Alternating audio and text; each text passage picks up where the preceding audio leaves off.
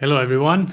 Welcome again to Coming Clean with the Dirty Dozen, second episode, where we put the finest explorers straight into your living room twice a week. My name is Aron Arngrimsson. I'm going to be your host tonight. And before we get started completely, I just wanted to introduce the people behind the scenes that are making this possible for all of us in this great community project. So, Jeff, are you there somewhere? Hey, Jeff. Hey, Vic. How you doing? Everybody. Hi, everyone.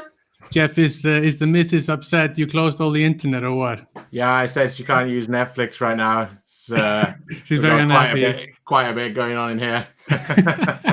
I see your red Gemini camera in the background there is getting a bit dusty, yeah? Yeah, it's definitely, there's some dust on there now. I think before too long we'll be out there and filming some of our adventures again. Yeah, you should try and use that for the Fourth Element photo competition that's going at the moment. That'd be hilarious. In the bathtub, yeah. I think I'm going to try that later in the week. Vic, are you there somewhere? I'm here. Well, hey, Vic. Hey, how's everyone. It going? Very good. Everyone, Victoria Brown, she's obviously our content creator. She's our producer as well and responsible for monitoring all your social media questions during the show. So she's going to be online asking Matt questions as well. So yeah. See you later, Vic. See you later, guys. Get your questions in. Okay, so before I introduce our next guest, Matt Jevon, for those of you that are not familiar with the Dirty Dozen and you're thinking, who are these guys? The Dirty Dozen Expeditions actually is, in its name, expedition company. We usually take technical divers to destinations like Truck Lagoon, Bikini Atoll, Galapagos, Chernobyl, Myanmar, you name it. Obviously, during this COVID crisis, we are staying at home as we all should, and we while we were sitting here, we figured we might as well make the best out of our time. We have a lot of good friends, a lot of special guests that we could invite to our little makeshift studio and have some fun. So welcome to all of you once again, and welcome to our special guest, Matt Jevon. I'm going to read a bit of an introduction about him before we start. He is a full expedition level trimix and cave instructor and on OC and rebreather with TDI and ND and the JJCCR and Divesoft Liberty side mount instructor and dealer for Ireland. Matt's personal diving has included cave exploration in the Philippines, wreck projects in Croatia and Ireland, as well as being one of the inaugural Dirty Dozen in Truck Lagoon on our first trip. Matty holds accreditations as an interdisciplinary sports scientist, sports psychologist with bases, and was a British Olympic registered strength and conditioning coach. Matt works as a board advisor in high performance sports and is a partner in Southwest Technical Diving as well in Ireland. We'll be showing his website in the bottom crawler and his Facebook page should you want to follow him. So without any further ado, Matt, are you there somewhere? Here I am. Hi, nice to see you, brother. It's been a while, huh? Boot? Yeah, last time we saw each other was in Germany, a few months ago. So where are you at the moment? I'm in my office, my home office in Ireland. So yeah, been back home since early March and just inside for a while, as we all are, I think. That's right. So how is the lockdown like for the general public in Ireland? Yeah, it's pretty similar, I think, to what a lot of people have done. We're restricted to being in general terms, we're restricted to being at home, not going out. So stay home, stay safe message. Max 2 kilometers for exercise or such like, and then essential trips only, food and medicines. But yeah, pretty much on full lockdown. Yeah, it's the same here in Ukraine, pretty much. How's the dive shop? Tell us a bit about the business. So I have a business called Southwest Technical Diving. We are a 100% technical center. So everything from side mount all the tech courses to CCR, and we deliver courses and training. We run trips, and we support expeditions. For example, we had guys here on the Lusitania last year, so we support expeditions in the area. So we're a full TDI dive centre, Andy, facility. We're full facilities in terms of servicing, sales, training, trips. We do the lot, as it were. Yeah, fair enough. In your biography, it obviously says that you're heavily involved in sports psychology, and that's something you've been doing for quite a long time. I'm a bit curious. I mean, we've talked about this lots, but the audience doesn't know. How do you incorporate sports psychology into your diving expeditions and teachings? I think it's a real added string to the bow, if you like, for teaching and for working with people on that side of it. It helps me develop a much better understanding of them, their emotions, their thought processes, how that results in their behaviors. So it allows me to construct teaching scenarios. It allows me to construct and tailor my method of teaching to them as much as possible. It allows me to have a better judgment about controlling the levels of stress that I'm putting them under in training. Obviously, we want to push people a little bit, but not scare them or frighten them to the point where they want to get out of the water and give up diving. So, it allows me to work with that. From the expedition perspective, that's far more about, my abilities to develop leaders, create teams, teamwork. What are the elements of creating a successful, cohesive team? One that not only works together but challenges and supports each other to get the best out of themselves, and especially when the road isn't as smooth as it might be. So yeah, pulling all that together for an expedition team, coaching, supporting, training on that side of it is it's a bit of an interest for me. So how do you think having a strong mental skill set is more important or very important for technical divers as if for recreational divers and so on, or all divers for that matter? I think it's pretty important for all divers. I think if you look at most recreational diving, people are operating pretty much within a level of confidence and comfort. When you get to technical diving, and especially when we start doing the deeper mixed gas stuff with long decos, or when we start doing cave stuff with, pushing the depths of penetration, then it's a different story completely. And to my mind, and this is the same as my experience in working in professional and Olympic sport, it's as important to train the mental side of it as it is to train the physical skills, and also to train the diving skills themselves. So, a lot of what I do when I'm teaching is, I'll only ever, when I'm teaching CCR, for example, teach somebody to bail out once. After that, I'll never ask somebody to bail out, but I'll create scenarios which, they're stimulated to bail out, so they recognize the cues, they develop a thought process and information process that allows them to react with a calm, sensible, and accurate, and that's the most important thing, an accurate decision as to their most appropriate actions to take whatever scenario they come across. So for me, physical training in terms of fitness and all the rest of it, very important. I do a lot of my stuff is anaerobic stuff and powerlifting. Dive training, definitely, practice till you can't get it wrong, not until you get it right. Yeah, sure. And from the mental side of it, you really need to think about that's a third of your training. Physical's a third, dive skills are a third, mental's a third. No, I completely agree with you, Matt. And I wanted to interject and just ask, in this kind of time that we're living in right now during COVID, people are finding themselves inside for a very long time. And I don't know about you, but it certainly has messed with my head a little bit, and I've had to find methods to deal with being inside all the time.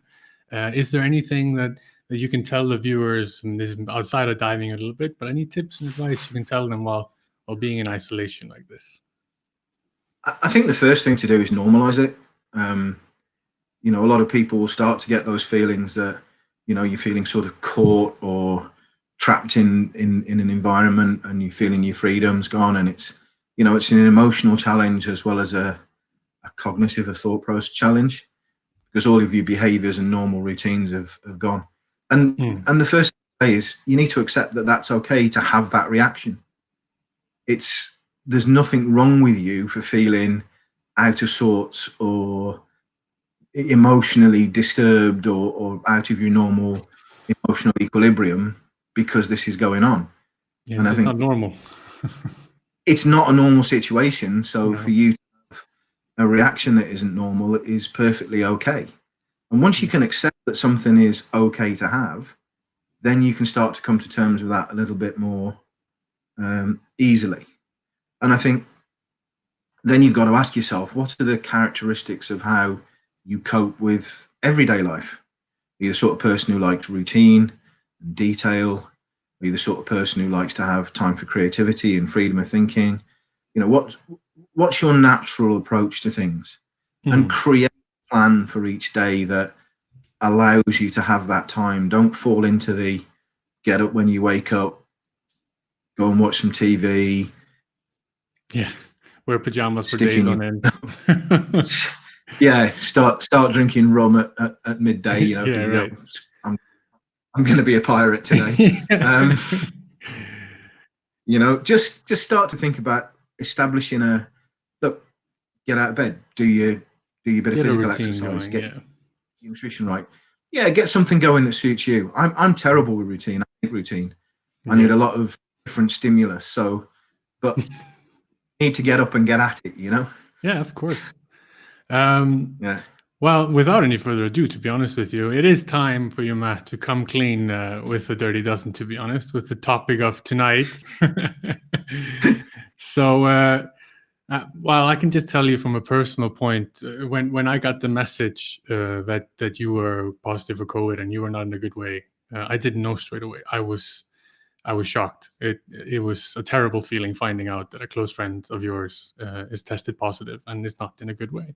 And obviously, at that time, we were in touch, and it was a bit of an emotional roller coaster seeing you through this because it's not been easy for you. But saying that, what I found out is you didn't exactly pinpoint the time you caught COVID. But before we get to the point, I want to kind of rewind the whole thing and back to what you've been up to just before you acknowledged the symptoms. So we take it kind of from a timeline. I'm sure the audience is very interested in hearing how it all went down, especially the fact that you're a technical diving instructor.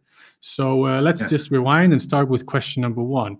Where was your last dive before you contracted COVID? So towards the end of February, teaching an intro to tech course here in Ireland. So yeah, a couple of days of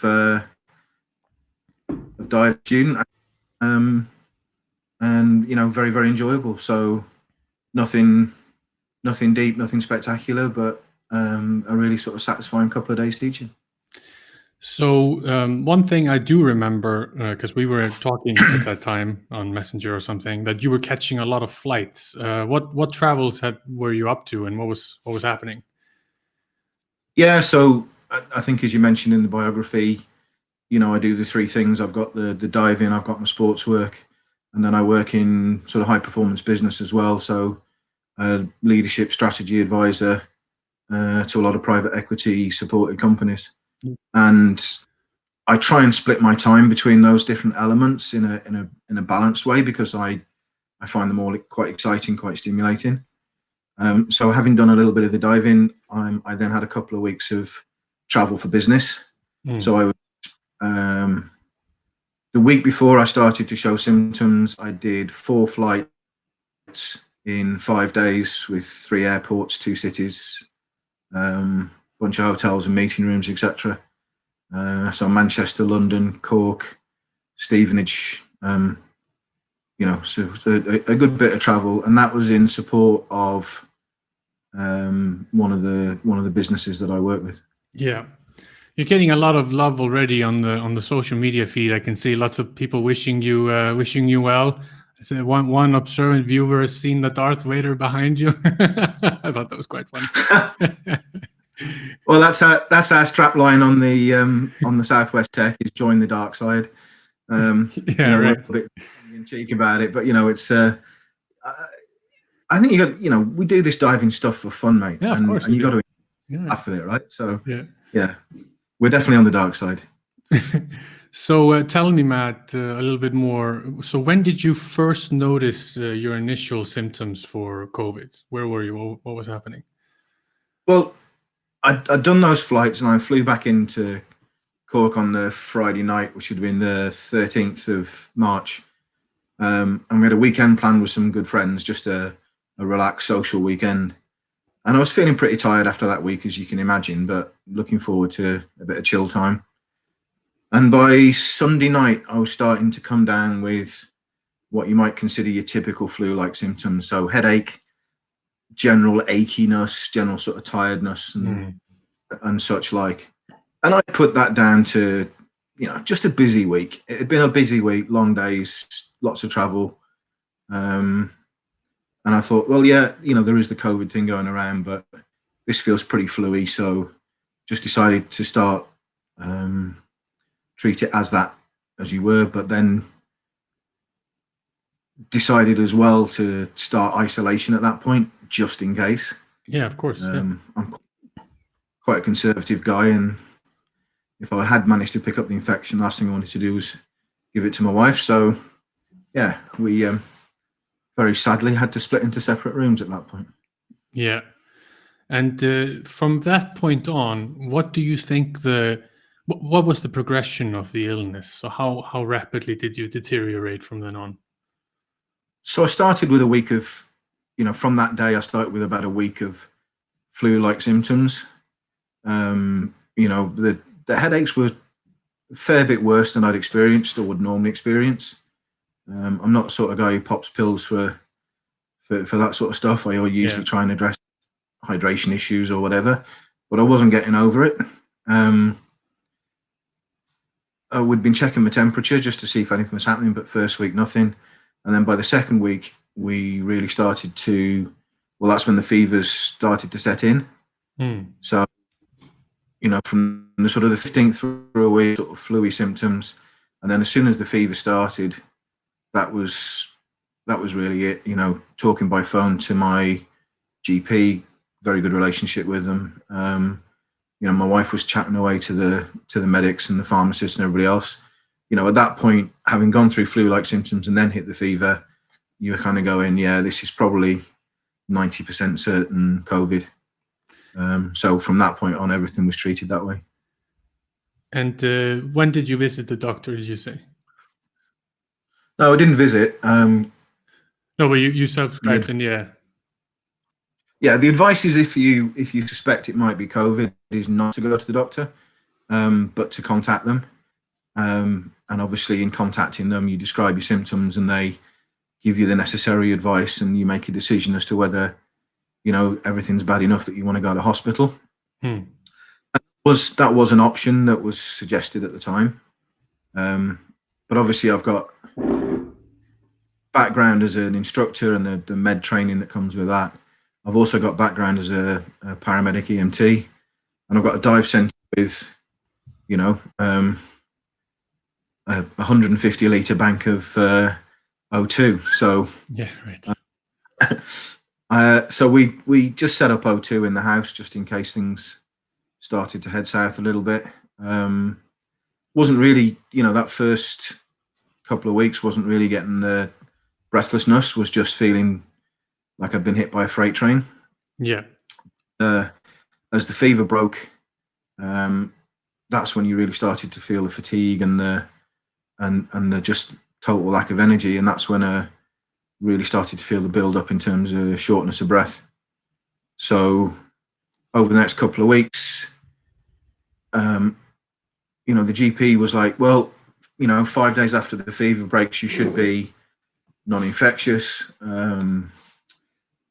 They asked me to go down for some blood tests, which I did, and then was just chatting away to the GP the week after. Breathing still wasn't improving. So that was just an area of concern, really, that wasn't getting any better. Yeah, because just from a personal perspective, when I was, a kid, I used to have quite bad asthma because of horses and other stuff like that, allergies, right? And I remember having some really bad attacks that were absolutely petrifying. So Yeah. imagining that breathlessness, I mean, how long did you have it? It must have been days and days. It was a couple of weeks, and it's still, I've still got that's still part and parcel of it now. Yeah. Yeah. I mean, just put it into context, to get out of bed and walk to the bathroom, which is, 10, 12 meters in my house, and you'd feel like you'd done a couple of hill sprints. Yeah. So it was really, the breathing was quite restricted. And the expectation was that you'd expect that to get better in the recovery. So as you got over the fever and past that, you'd expect the breathing to improve over a period of time, but mine wasn't. So that's why last week I ended up, having chatted through with the GP, we ended up going into hospital, and the idea was just to get some assessments done. And they were pretty thorough. They were really good. So I went in straight into isolation, and they started running a whole battery of tests, from lots of blood work. Felt a bit like a pincushion. Doing blood ox, PO2s, that sort of thing, as well as your standard test range. And the big thing was a chest X-ray. Yeah. And they swabbed. And that was a surprise, really, is that the coronavirus swab last week came back positive, telling me the virus was still active in the system. Which, given the timescale, it really should have been long gone. Been a while now, huh? So that's sort of, we're starting on to week 6 now. So the positive test wasn't good, and then blood results came back not too bad. PO2 was down, pulse ox was down in the sort of high 90s. So obviously I wasn't perfusing well. My heart rate was up, my respiration rate was up, because I'm fighting against restrictions in the lung. And then the chest X-ray came back, which pretty much highlighted what those lung restrictions were. So we managed to get the copy of your X-ray. You passed it on to us. We have it on the screen now for the viewers to see. And could you, Matt, for us, please tell us what we're looking at, what's abnormal, and how does this present on you? Yeah, so you're looking at my chest sort of face on, as if you were facing me. So what's on the right would be my left lung, and what's on the left of that image would be my right lung. And you can see there's 2 dark shadows, and those dark areas are the lungs themselves. And what you should really be seeing with those is 2 large, clean, dark areas. There shouldn't be anything over the top of those. And on the left side, you can see that there's some white patches over those. And on the right side, you can see that it's almost, it's like my granddaughter's been playing with a Tipex. She's had a proper go at it. Yeah, sure. And effectively what you're looking there is inflammation. So inflammation of the alveoli, it's technically pneumonia. And you're looking at pneumonia in both lungs, and quite restricted on the, quite, how can I put it? Quite complete on the right side, and then the left side is a little bit better, but still not great. So that chest X-ray really just points for why I had that shortness of breath, why just getting up and walking a few paces was putting me out of breath, and why things weren't developing. So yeah, that was that chest X-ray and the positive swab last week was a little bit of a shock to the system, I have to say, at the time. Yeah. And as a result of that, I ended up being admitted into the hospital for observation and for more tests. But now you're obviously back home, and you're doing another couple of weeks of isolation. Yeah, I chatted to the consultant, the infectious diseases consultant, the following morning, They wanted to keep me in for a few more days. My viewpoint on it was that I got better rest, better nutrition.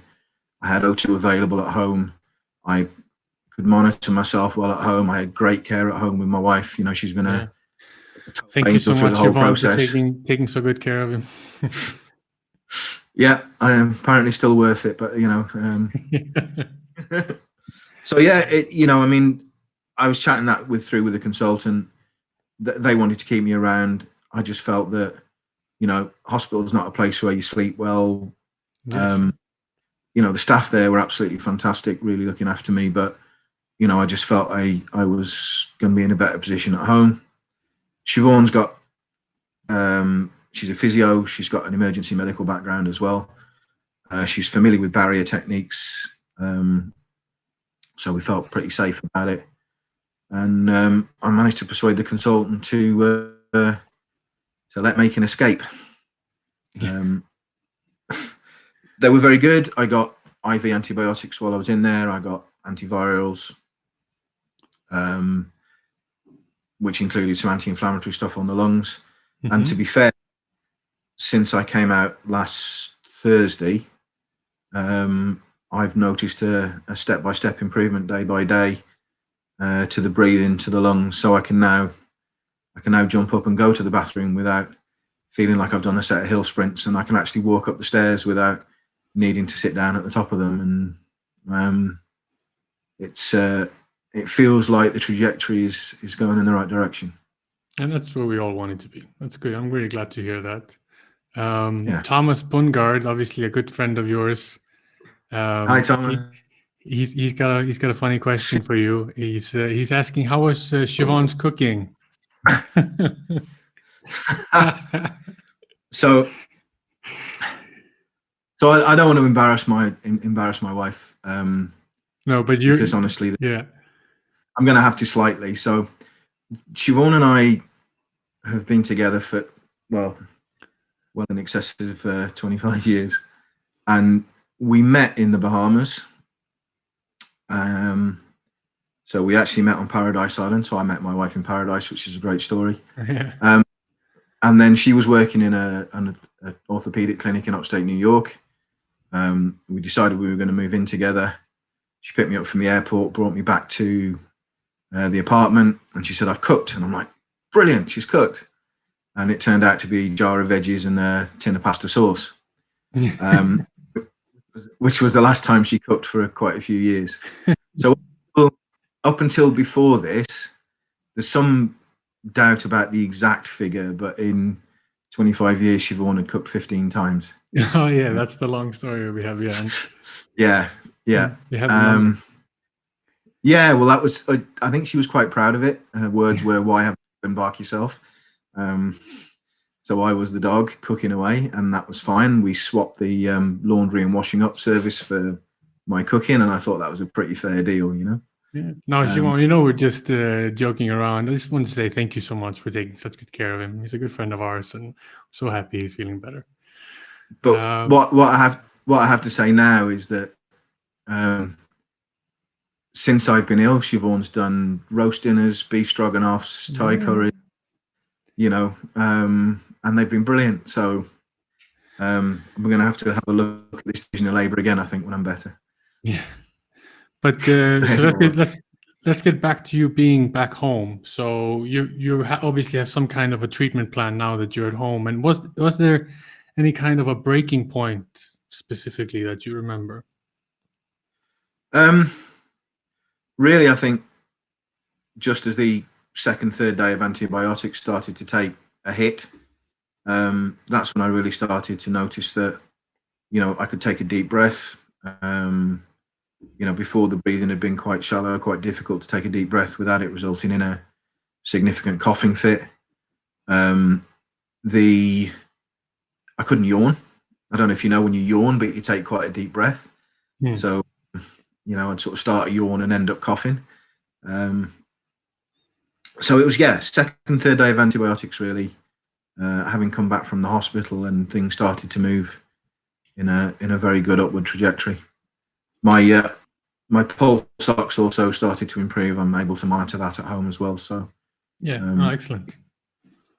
So the feeling in your lungs now, how do you more or less feel? And like you say, you can yawn, but you cough. But is there any other observations? It's just feeling a lot freer, and literally, being able to get up and walk from one end of the house to the other without getting out of breath now.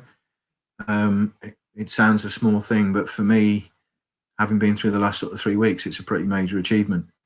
And so I feel that, if you look at that, if you think about all of that inflammation on the chest X-ray, I feel that that's settling down, and that the lungs are starting to clear up, and that's really positive for me. I'm just, obviously at this point, the only concern that I have is any potential longer term damage to the lung tissue from the time that it's inflamed.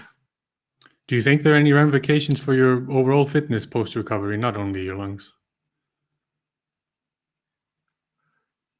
I mean, yeah, having gone through what I've gone through, I can definitely feel that I've lost quite a bit of muscle mass. Yeah. The sort of training stuff that I'd have been doing before. So there'll be a road back in terms of physical fitness to get to the level that I'll feel confident in, not just going out and looking after myself on a dive, but obviously going out and looking after others on a dive as well. I think that road will be the same for my dive skills. I'll need to jump back in the water and get those back up to speed too. Yeah. So tell me a little bit. My Prism is in the bedroom at the moment. Where's your diving equipment, and what kind of diving do you miss the most at the moment? So all my gear's down. We have a dive center here, so we've got everything properly stored away, properly properly set and secured. So it's all locked away down there. So I've, other than my sort of memorabilia and stuff here in the office, I don't really have any kit here.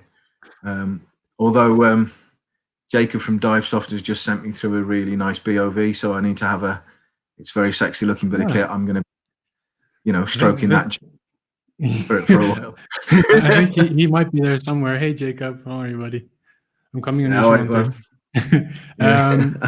So in your time in recovery, because this is obviously going to take some time, if you can't dive for now and you're what is it kind of you're focusing on? Are you planning on writing some courses or teaching online, or what do you got in mind in the downtime? So there's a few things I can do. I can still make a contribution to guys that I work with in the business and sports domains.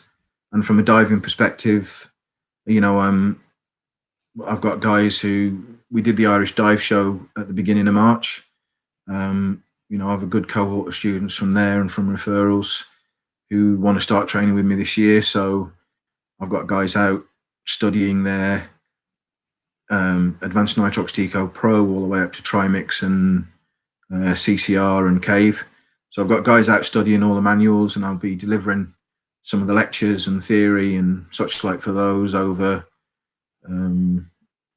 sort of Skype and GoToMeeting and things like that.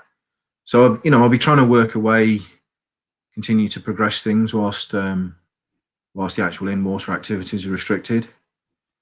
I have authored quite a few articles on the psychology of diving. I run the Facebook page, Psychological Skills for Diving. And there's an awful lot in there about the stress management all the way through to teamwork and, sort of managing yourself in the water and that type of thing. So there's a few things that I want to do in terms of enhancing that. Articles and maybe see how long I've got and how much energy I have, but maybe turn some of those into a book as well on the psychology of diving. I think that would be kind of a together. Yeah. So that's definitely one project.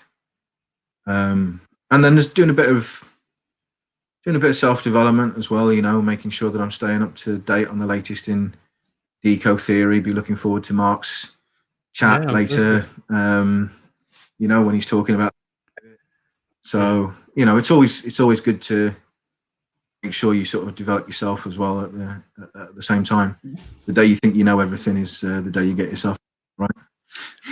Well, to be honest with you, we have a surprise guest coming on the program in a few minutes, and we're going to be talking more diving. But before that, I think Victoria, our content creator and producer, has some questions maybe for you from the Facebook live stream. Hey, Vic. Hi, You ready? guys. Yeah, we've got some great questions. There's a lot of love for you here, Matt. A lot of well wishes.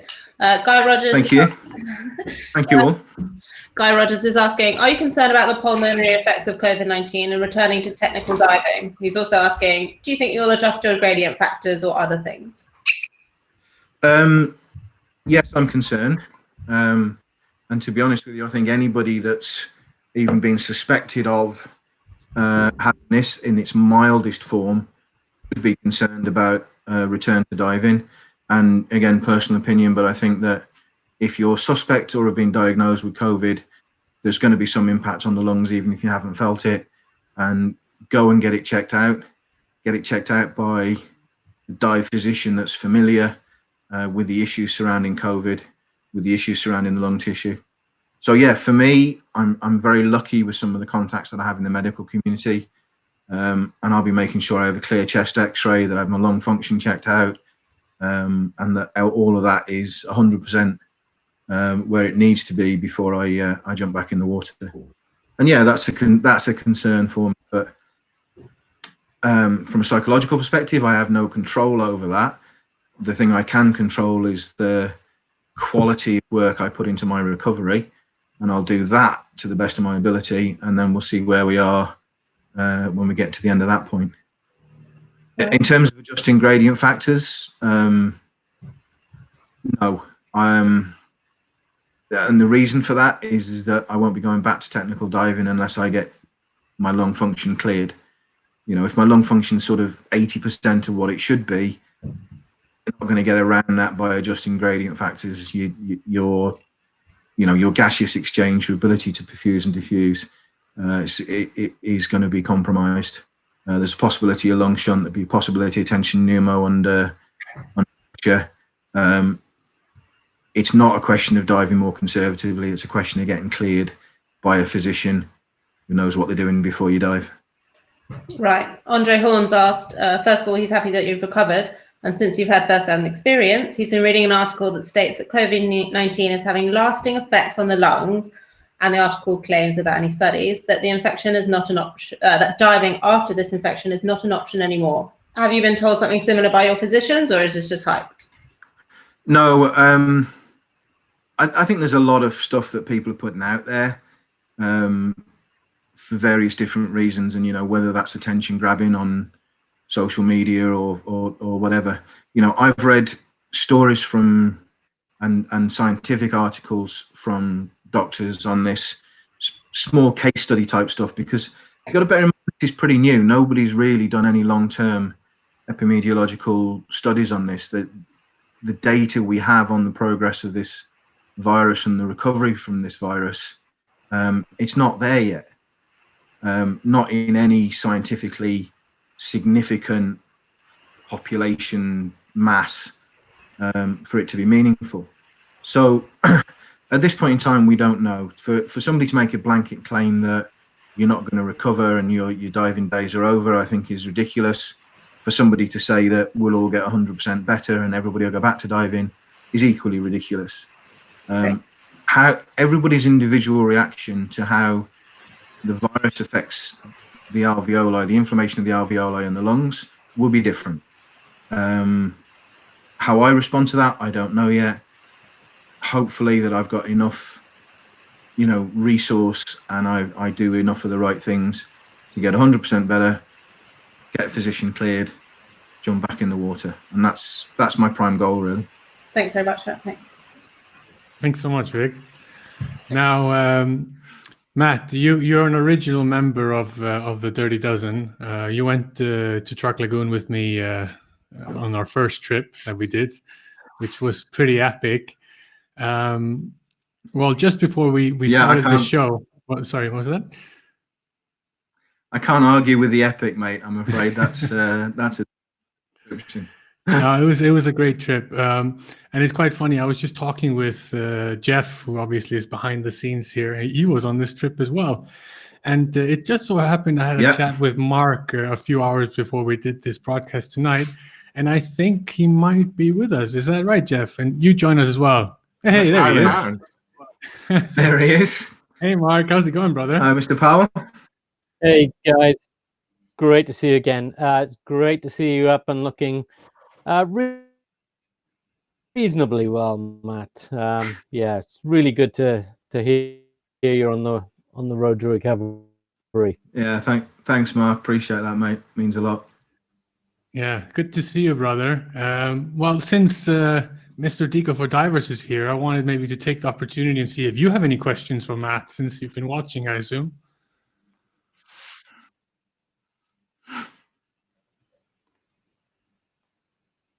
I think Mr. Powell needs to get his internet in order. I think the first question you've answered it a little bit already.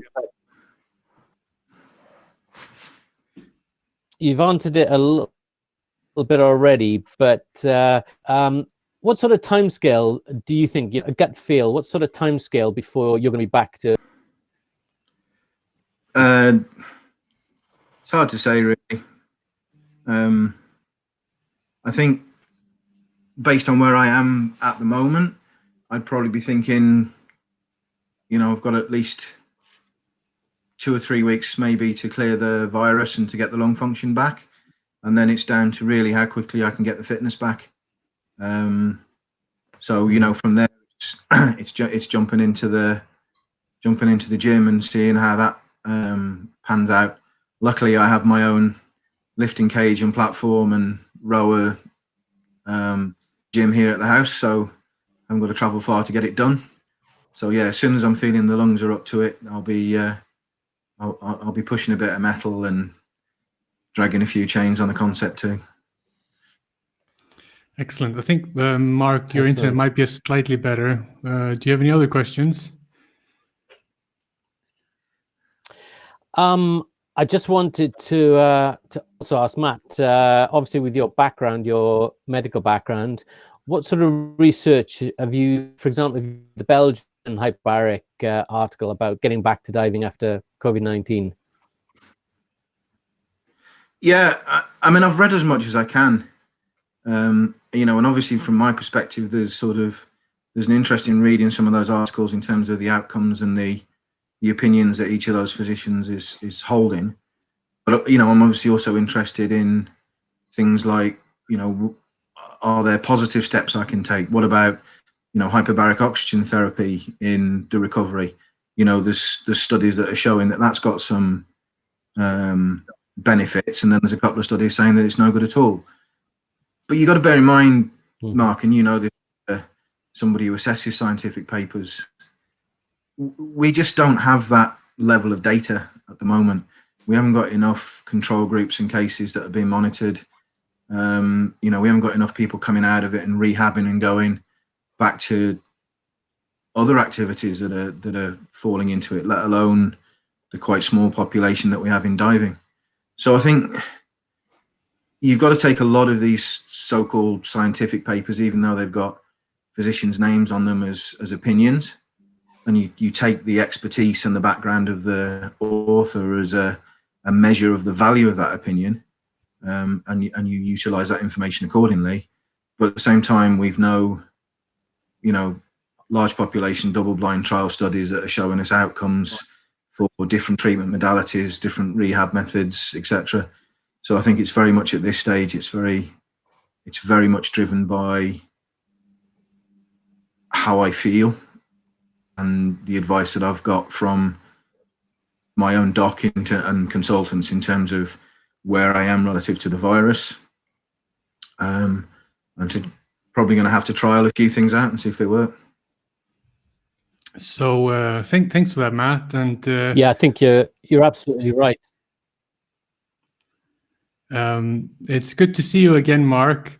I was just thinking while Matt was answering, I have too many people in this room right now, including Jeff, that can tell embarrassing stories about me in truck. So I'm gonna cut you off, Mark. But I'll remind the audience that we have Mark Powell coming to us on Thursday this week, April the 23rd at 7 p.m. GMT or 8 p.m. London, 3 p.m. New York. And the topic of our conversation is going to be the latest thoughts on deco theory. So it's definitely not one to miss. Join us on Thursday for that. So see you later, Matt. Mark. Some embarrassing stories about that. We'll embarrass him. Don't worry, Mark. Good to see you, mate. See you later. See you later. Anyway, so we still have 15-20 minutes left. So let's jump in a little bit about your What's that? Sorry, Aaron. I was just thinking it was a shame to lose Mark Powell again. Yeah, to lose him again. I can't remember. So the title of this series is "Coming Clean with the Dirty Dozen." Is it? Is there something that you'd like to come clean about losing Mr. Powell? Is that appropriate at this point? Yeah, I think I got too many people against me at this point. I might as well just come clean. Everyone, I was on the first expedition in truck with Mark Powell and 4 hyperbaric doctors, I think, and plenty of very serious explorers. And me and Mark Powell, well, I led Mark Powell astray, and we actually got lost on one of the dives, which I have never, ever stopped getting grief for since this day. So there you have it. You heard it first. That was a great trip, though.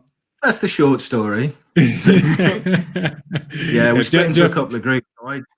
I was lucky enough to dive with Martin, who was the skipper, and we dropped to the bottom of the shot line, and literally 20 meters away went, oh, there's a wreck, swam over to it. Yeah. And Aron and his group, a lovely dive on HMS Seabed and Sandy Bottom. And when we came back up, there's a schedule. This was the morning dive, and there was a schedule that Aron always put up on a whiteboard for what we were doing for the rest of the day. Yeah. In the afternoon, in for Aron's group. So over lunch, that was removed, and a navigation course was for Aron for that. The paddy bacon, I think. Are you done? Are you done? I think that's enough, mate. I think that's enough. But I promised Mark I'd embarrass you, so I had to do it. So yeah, I think that might be Jeff's profile from that time, which we were on. Anyway, he's the producer behind the scenes. So let's move into wreck diving. Actually, while we still have time, the HMS Aldenham in Croatia, which you were diving with my good friend Maurizio. Can you tell me a little bit more about that? I'm interested. Yeah, so I was introduced to Mauricio's dive center in Croatia, Kanica Dive, by I think mutual friend of ours, Rich Walker. Went out there 2016, I think. Just Mauricio and I, for some reason, seem to really, we get on really well. He's a top guy. Can't do enough for you. Yeah, and absolutely. He runs these.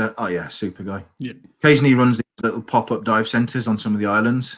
So I joined him for a week of deeper diving on some of the lesser dive wrecks, based off Bermuda Island, and we've been doing a few days of some pretty cool dives, and some nice places. And then Mauricio decided that we were going to go and find HMS Aldenham, and HMS Aldenham's a Hunt Class 42. There's a cool book being written about it called The Last Destroyer, and it's because it was the last destroyer to be sunk in the Second World War.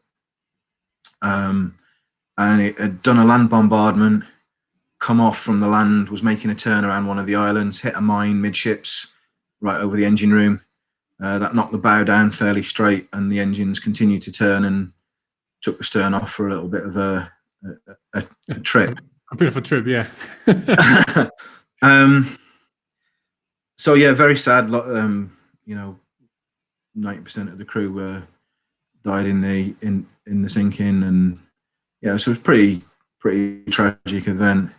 But there's an Italian guy from GUE had been down and apparently found the stern a few years before, but there were no marks. There was nothing, no information, no depth of anything given on it. So Maurizio decided one day we were going to go out and try and find Aldenham. And it was mostly GUE guys, Mauricio's GUE as well, and I was the sort of spare wheel on the boat, as it were. But yeah, off we went, and after a couple of attempts, a couple of aborts, we found the stern again and marked it up. And the idea then was we all went, yep, let's come back next year and put a week of diving down on it, see if we can find the bow, see if we can, you know, document the state of the wreck, do some video, and you know, see what's happening there. And that's what we did. We went back the following year. This is me on the props. Oh, it looks nice. Yeah. So she's in, I suppose, average depth 85-ish. And she's in really good condition. The stern section's upside down. The bow section is semi upright, kind of lying on the starboard side a little. But yeah, so we went in, we got the marks for the stern, we got straight down on that, put a few dives on it, then went looking for the bow.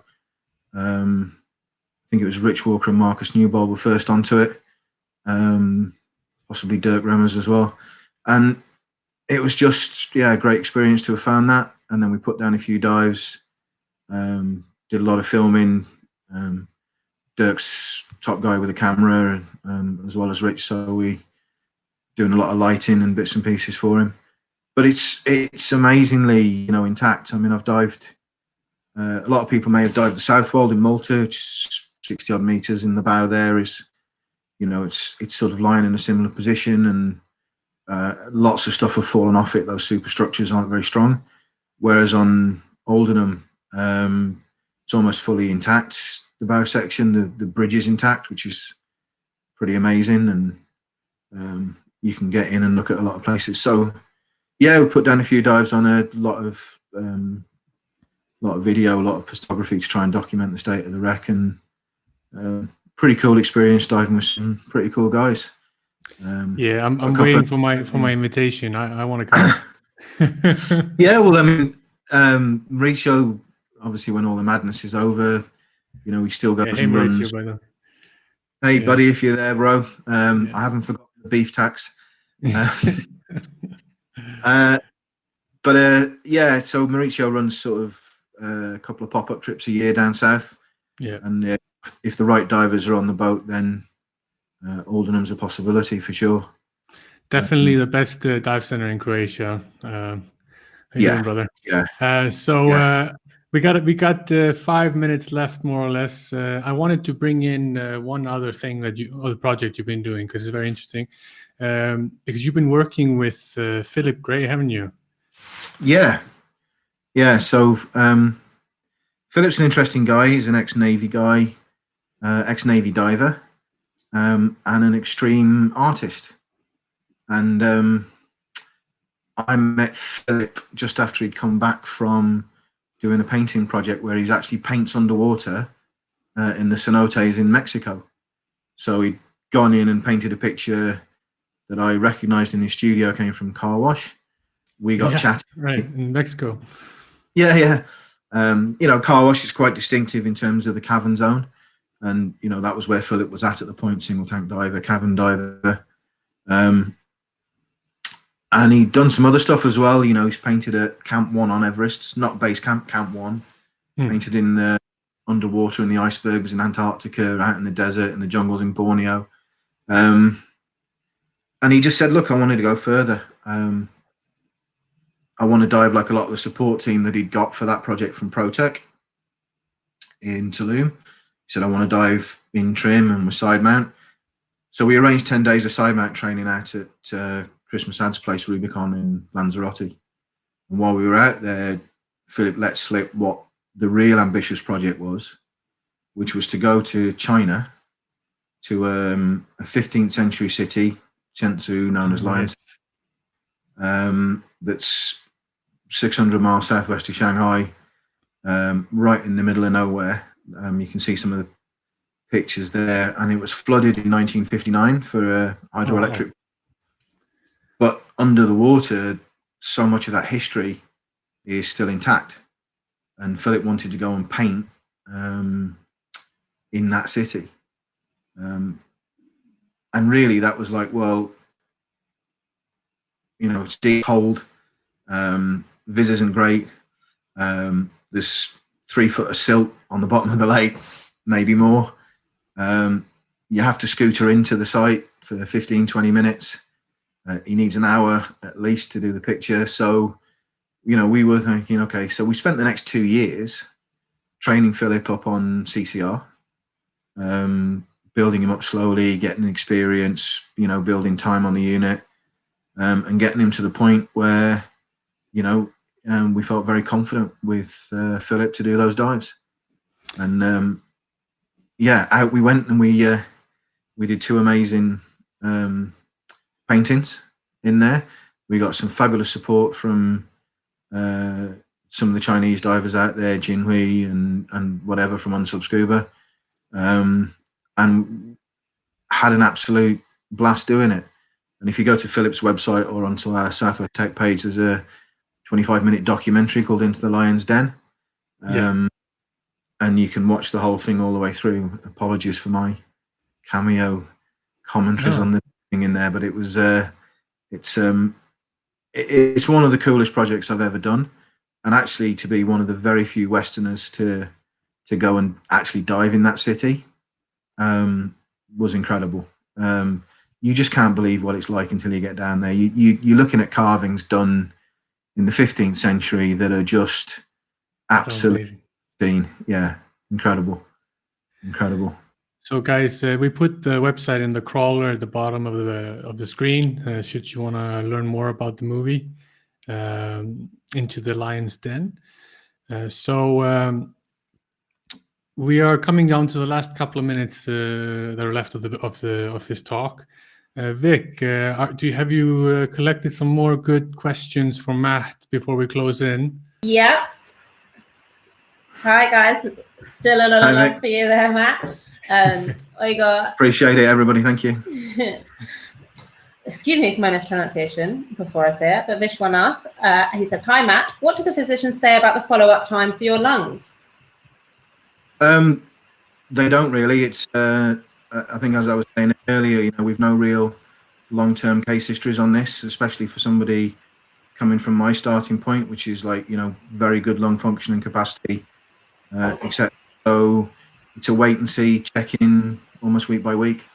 So nobody can give you a sort of, at this point, nobody can give me a good prognosis for it, you know? Yeah, I understand.